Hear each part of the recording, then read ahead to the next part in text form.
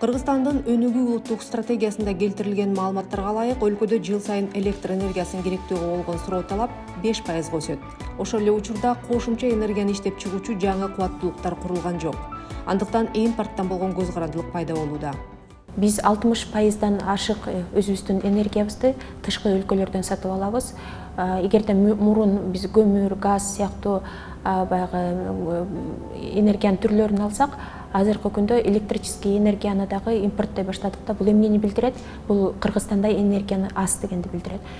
Unison Group'тун маалыматы боюнча бүгүнкү күндө Кыргызстандагы бардык энергиянын 50% турак жана турак эмес жайлар тарабынан керектелет.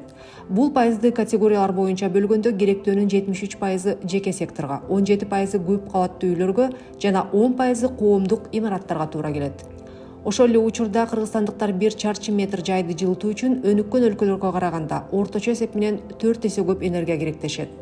Ар кандай маалыматтар боюнча Кыргызстанда энергияны үнөмдөө потенциалы жалпы энергия керектөөнүн 30-40%ын түзөт.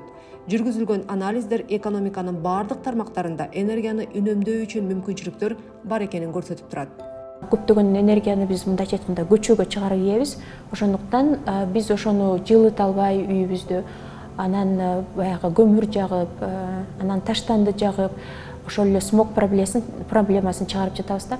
Ошону кылбаш үчүн биз азыркы күндө ошол энергия эффективдүүлүк саясатын киргизишибиз керек. Бул саясат абдан комплекстүү түрдө болуш керек. Бул биринчиден ошол эле энергия эффективдүүлүктү киргизүү боюнча мыйзам, экинчиден болсо ошол эле стандарттарды сактоо, мисалы үчүн үй курганда кандай стандарт коюш керек, канча жылууланыш керек, кандай системалар колдонуш керек деген. Үчүнчүдөн болсо бул ошо фискалдык түрдөн жардам берүү да, мындайча айтканда налог жана льготаларды киргизүү. Мынакей үйдөн баягы калып калган пенопласттарды биз ушул Макс деген итибиз бар. Ошол итибиздин будкасы дагы жылууланган. Кышында ушундай будкада эч кандай üşүбөйт. Аттокуровдордун үй-бүлөсү 3 жыл мурун түтүн көйгөйүнөн улам шаар турмушун айылга алмаштырган. Байтик айылында жалпы аянты 160 чарчы метр үй курган. Үй толугу менен электр энергиясынын жардамы менен жылыйт. Бирок ага кеткен чыгымдар көптөрдү таң калтырышы мүмкүн. Айына, мисалы үчүн ноябрь айында биз 2800 төлөдүк. Октябрь айында дагы 2800 орто эсеп менен. Аябай катуу кыш эледе январда бир 5000-6000 сом чыгат. Бул мынакей 1 тонна көмүр менен тете деп коеюнчу. Үйдү курууда толугу менен жылуулоонун инновациялык ыкмалары колдонулган. Эгерде мисалы үчүн азыр свет өчүп калса, күндүн энергиясы менен кечке чейин күн жылуу болуп турат. Эгерде түнү өчүп калса, биз уктап аткан болобуз, 6 саатта болгону bir 4-5 градуска төмөндөйт температура. Анткени үй жылуу да, термос сыяктуу. Мисалы үчүн термоска деле ысык суу коюп койсоң, көпкө чейин турат, ысык болупчу. Бул деле ошондой да. Сөзсүз түрдө бизде мынакей көпчүлүгү кылбайт. Мынакей потолокту жылуулабайт да. Потолокту жылуулаш керек. Эгерде биз потолокту жылууласак, анда үстүдөн урган муздак аба, үйдөн келип чыккан ысык аба экөө кагылышып, үйдүн потолоктун бурчтары жанагындай плесень болуп калат, паң.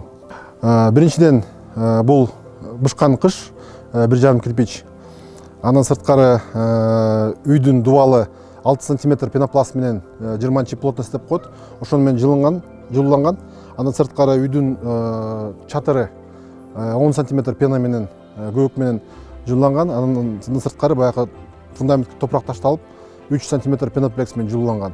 Ошондой эле терезелер жанакындай заманбап 5 камералуу деп коет, 5 камералуу жылуу терезелер да. Инновация жөнүндө айта турган болсок, бул технологияга гана тийиштүү эмес. Маселен, азамат үй куруп жатканда күндүн энергиясын пайдалануу үчүн үй бүлө көбүрөөк убакыт өткөргөн ашкана менен залды түштүк тарапка жайгаштырган. Бул зал жана кухня тарап. Сөзсүз түрдө ошол зал, кухня тарапты мүмкүн болушунча түштүк жакта калдырыш керек да. Себеп дегенде бул жактан жылуулук келип турат. Анан кийин ушундай баягы орусча айтканда панорамный окна койгондон коркпош керек да. Себеп дегенде бул кышында мынакей күн кыйгач тийип, өзү эле жылытып коет. Бул жакка жанакындай отоплениянын эч кандай кереги жок да.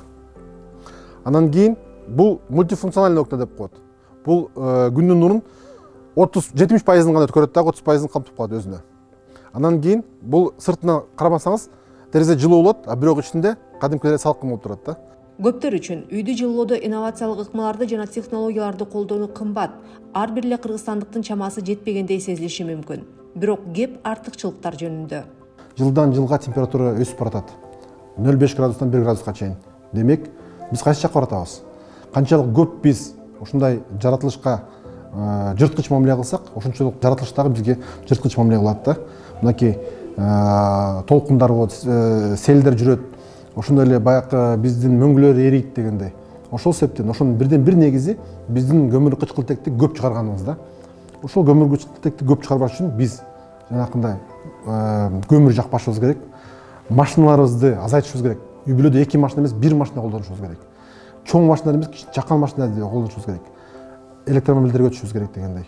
Мүмкүн болушунча ушул энергияны, сууну үнөмдөшүбүз керек. Жана баягындай мусор таштандыларды азайтышыбыз керек. Имараттардын энергия эффективдүү эместигинин негизги себеби деп электр жана жылуулук энергиясына тарифтердин төмөндүгүн айтса болот. Кыргызстандыктар электр энергиясын товар катары караганды үйрөнбөйүнчө аң сезимди керектөө жөнүндө сөз кылуу кыйын. Үйдүн энергетикалык натыйжалуулугуна бир жолу инвестиция салуу менен аны жылытууга короткон жылдык чыгымдар эселеп азаярын түшүнүү дагы маанилүү.